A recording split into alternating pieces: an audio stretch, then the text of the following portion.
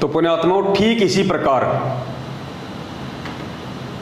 इसी प्रकार से जब पूज्य गुरुदेव जी ने शुरुआत में सन 1994 से अपने इस यथार्थ 13वें कबीर पंथ की शुरुआत की, तो परमेश्वर ने आप और हमें एक कागज की फोटो को बताया कि ये कबीर जी की फोटो है, क्योंकि उस परमेश्वर का वास्तविक नाम है कबीर देव, कबीर साहेब, वेदों में लिखा हुआ है। तो नाम तो बिल्कुल सत्य है परमात्मा का। अब उस समय यदि गुरुजी कह दें कि मैं कबीर हूं, तो भी हम उनकी बातों को नहीं मानने वाले, क्योंकि उस समय हमारी बुद्धि का क्या स्तर था गुरुजी ने अपने सत्संग में बता दिया। अब गुरुजी के सामने एक मजबूरी खड़ी हो गई, या यूं कह लीजिए कि ये बहुत ही ज़्यादा ज़रूरी था, आप लोगों को नाम के साथ साथ में शकल भी दिखाई जाए।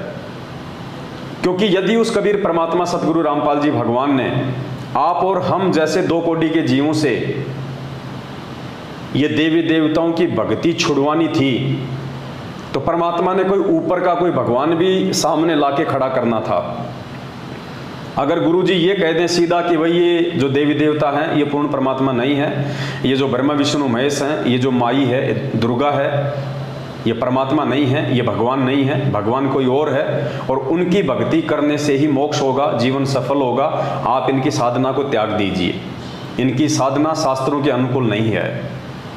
तो सीधी सी बात है, हमारा एक ही सवाल होता गुरुजी से कि गुरुजी यदि ये ब्रह्मा विष्णु महेश और देवी देवता और दुर्गा यदि ये परमात्मा नहीं है, भगवान नहीं है, ये समर्थ शक्ति नहीं है, तो फिर कौन है समर्थ शक्ति?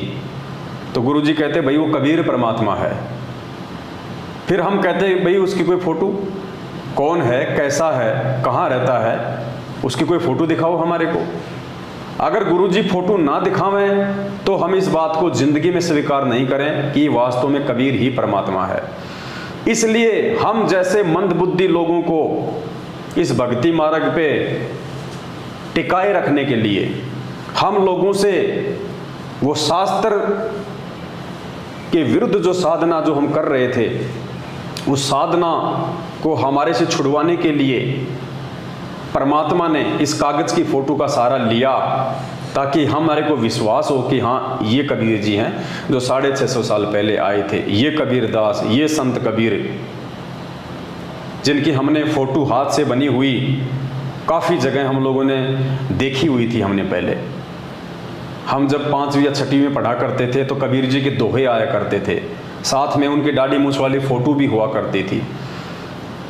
तो गुरुजी को मालूम था कि इस फोटो को दिखाते ही ये भोली आत्माएं तुरंत स्वीकार कर लेंगे कि हाँ जी ये कबीर, ये कबीर दास, ये संत कबीर।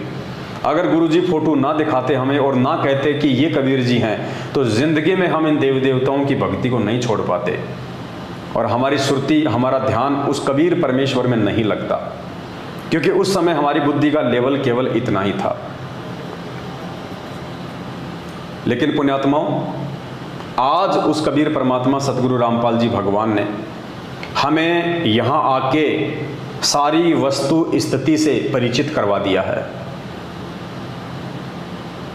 आज हमने परमेश्वर से 27 वर्षों से इतना ज्ञान लेने के बाद, इतना सब कुछ अध्यात्म को उनके द्वारा सरल तरीके से समझाए जाने के बाद, इतने सारे ढेरों सबूत और प्रमाण देने के बाद कि अपने द्वारा रची गई सृष्टि को सही सही तरीके से वो कबीर परमात्मा स्वयं ही समझा सकता है, दूसरा कोई भी व्यक्ति सृष्टि रचना नहीं बता सकता। तो हम आत्माओं ने समझ लेना चाहिए कि फिर आज इस पूरी पृथ्वी पे सृष्टि रचना की सही सही जानकारी कौन महापुरुष दे रहा है, कौन सृष्टि रचना के ऊपर सत्संग कर रहा है। तो समझने में देरी नहीं होनी चाहिए कि वो कबीर परमात्मा सतगुरु रामपाल जी भगवान स्वयं हैं। फिर पूज्य गुरुदेव जी कहते हैं कि पूरी पृथ्वी पे केवल एक ही सतगुरु होता है और सतगुरु स्वयं कबीर परमात्मा ही होते हैं, दूसरा कोई सतगुरु हो ही नहीं सकता। पुण्यात्माओं, आज हमारे सतगुरु के रूप में कौन है? और स्पष्ट कहते हैं गुरु जी सत्संगों में कि इस दास के अलावा 21 ब्रह्मांड में कोई सत्संग करने का अधिकारी नहीं है, कोई सतगुरु नहीं है। तो पुण्यात्माओं, जो बुद्धिमान आत्माएं हैं उनको समझने में बिल्कुल भी देरी नहीं लगनी चाहिए कि फिर वो कबीर परमात्मा कौन है।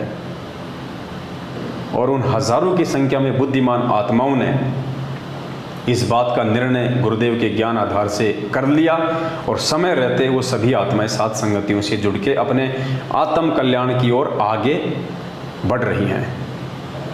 अब आगे दास आपको कुछ छोटे छोटे सत्संग हैं गुरु जी के 5-6, वो दास आपको बताएगा। वो सत्संग भी ये निर्णय करेंगे कि वास्तव में कबीर परमेश्वर कौन है, और क्या हम एक दाढ़ी मूछ वाली फोटो का, एक हाथ से बनाई हुई काल्पनिक फोटो का प्रकट दिवस मना के उसको भगवान मान के हम अपने पूज्य गुरुदेव जी की बेइज्जती तो नहीं कर रहे? हम गुरुदेव की नजरों में मूर्खता का परिचय तो नहीं दे रहे? ये सत्संग है 1-2 जो ये साबित करेंगे कि गुरुदेव जी क्या कहना चाह रहे हैं अपने परमेश्वर होने के विषय को लेके। ध्यान से सुनिएगा ये सत्संग एक बार।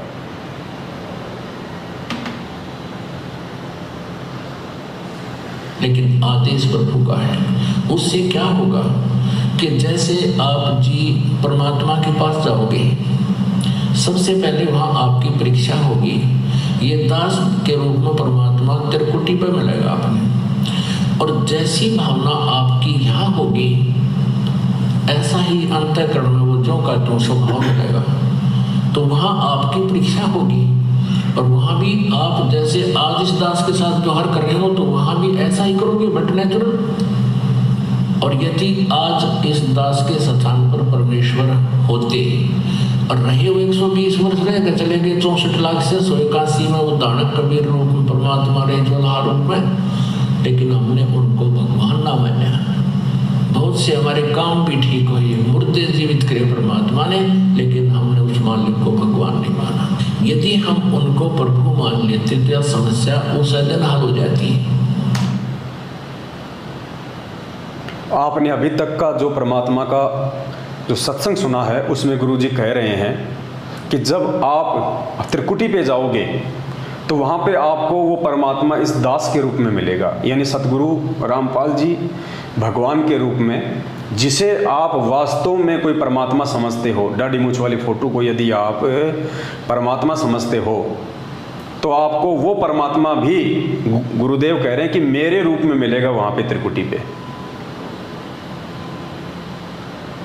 और उस समय यदि आपने मेरे अंदर परमात्मा वाले भाव नहीं रखे तो आप जी फेल हो जाओगे।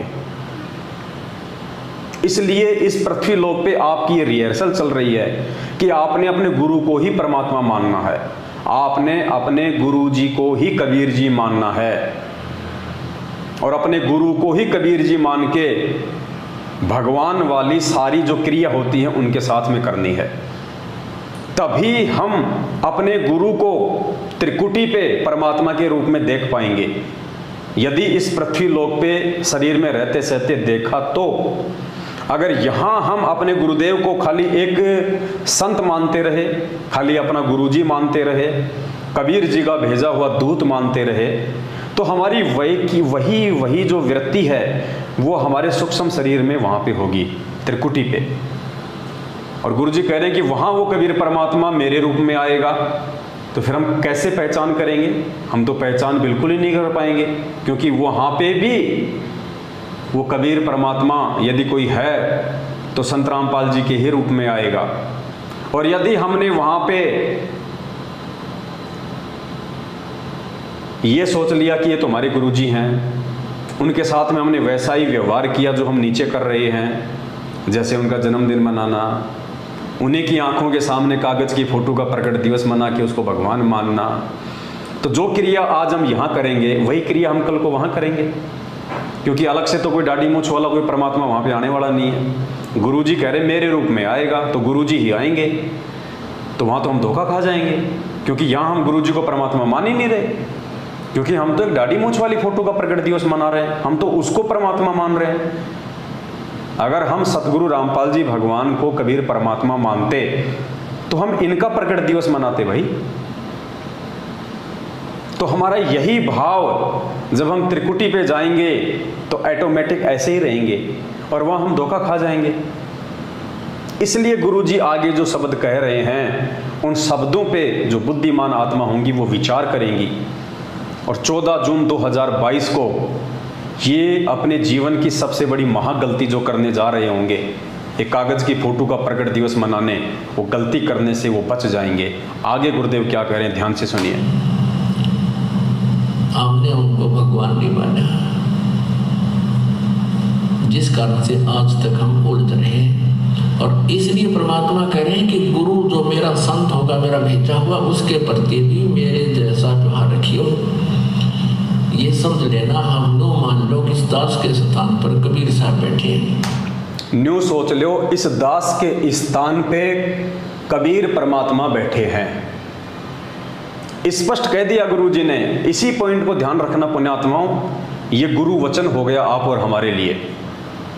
और परमात्मा कहते हैं गुरु वचन निश्चय कर जाने, पूरे गुरु की सेवा ठाने। ये गुरुजी का वचन हो गया। गुरुदेव ने हम संगत वालों को ये आदेश दे दिया अपने सत्संग में कि न्यू सोच लो, इस दास के स्थान पे कबीर परमात्मा बैठे हैं।